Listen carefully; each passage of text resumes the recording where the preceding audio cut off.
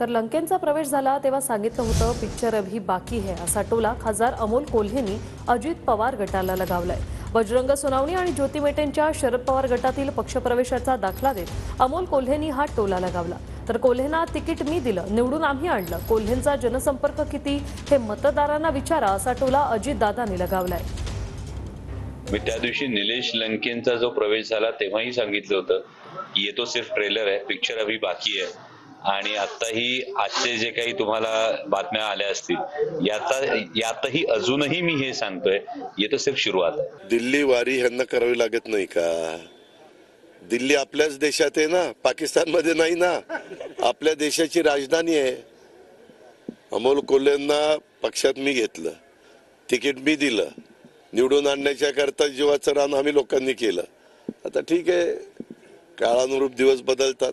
माग ते राजीनामा द्यायला निघाले होते, मी त्यांना इतक्या विनवण्या केल्या, नको नको नको नको ते म्हणायचे मला सेलिब्रिटी असताना मला कसा एवढा पक्षाला मतदारसंघाला वेळ देता येईल। आणि तुम्ही बघा ना, 5 वर्षामध्ये त्यांनी शिरूर लोकसभा मतदारसंघामध्ये किती जनसंपर्क ठेवला हे तुम्ही मतदारात